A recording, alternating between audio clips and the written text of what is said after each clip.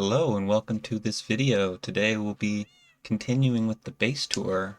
A bit of a change in plans again. I've been taking it kind of slow, so I only have one floor to show today, but this is probably my favorite so far.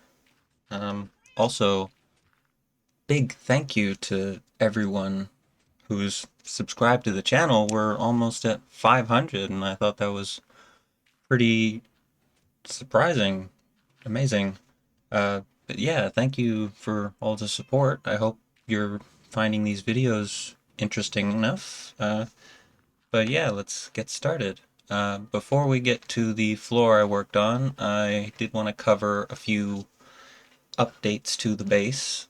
First being for the melon, pumpkin, cactus, and sugarcane farms. Originally, half the chests I had were collecting the produce itself, and the other half was composting any excess. I actually took out the composters for these farms because the bone meal I'm getting from the moss farm is actually really excessive, so I don't need more bone meal than that. And then for the villagers,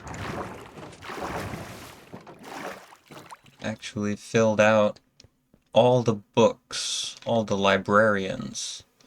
So now I have a book for everything, which is very, very helpful.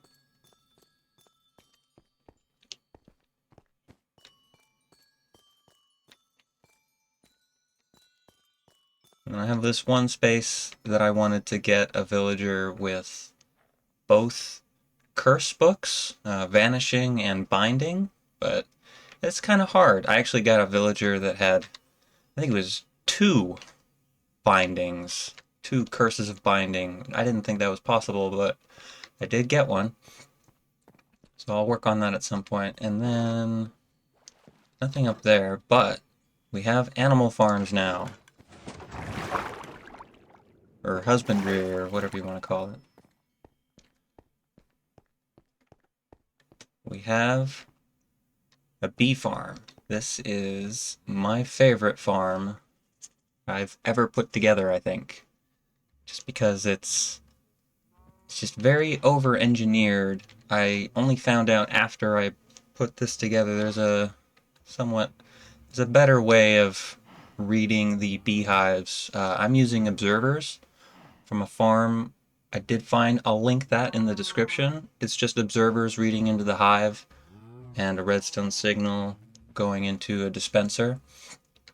But yeah, we've got two farms, one on each side. They're both the same. I have it set up interestingly. I don't really know how to... There's a lot to this farm I don't know how to go into detail about, really, but I can do honeycomb, and I can do honey bottles, and I just want some honey. Take the filled bottles, put the empty bottles back in, and it'll cycle through the system. And if I want honeycomb, put some shears in here, and as soon as we can check, got some opening there for the minecart chest, and we can prime the system like so. I'll try and put together a video with more details later. I also have this. This is for indicating how much is in the chests, and I can set it to different levels. If I need a certain amount or something, a certain amount is in the chests here. It'll turn on the light. And if I want more than that, I can wait. Yeah. And then we have my least favorite farm for the exact same reasons that I love that one.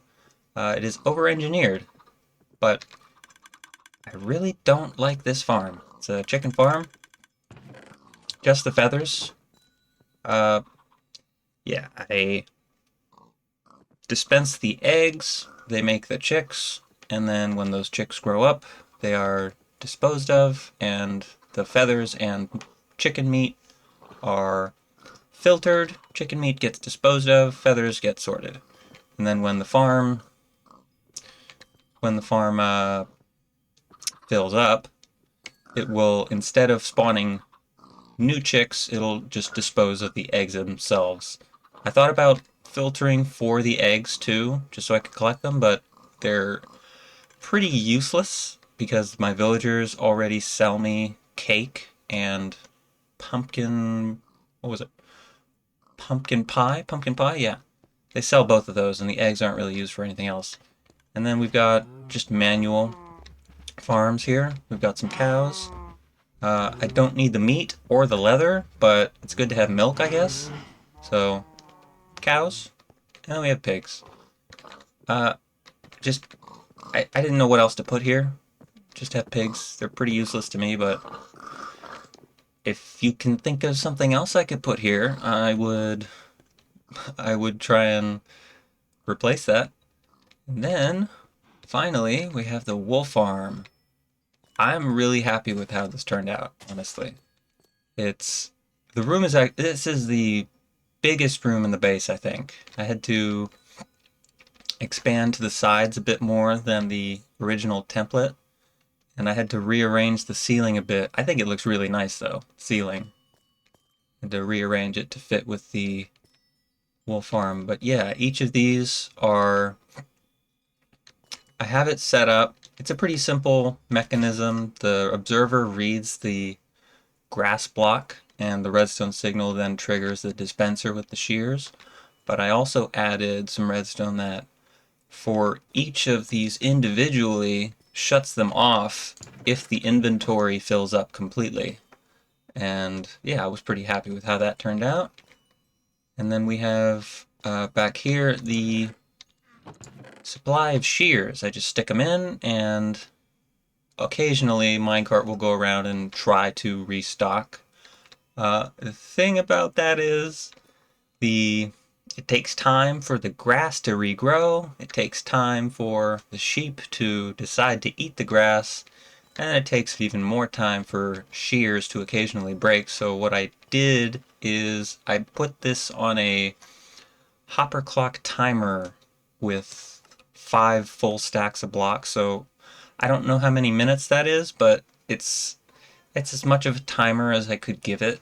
So it's not always running, but I think it's running now.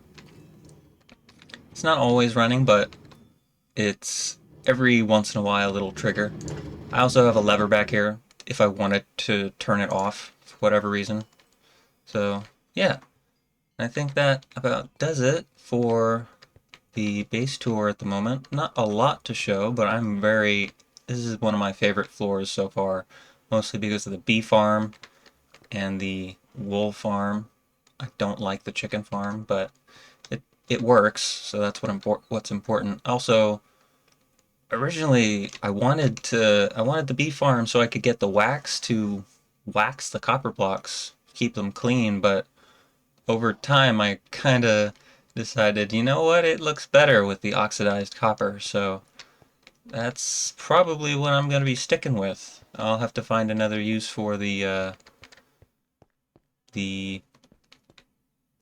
honeycomb blocks. Also, I didn't really bring attention to it, but I like the carpet I set up in here.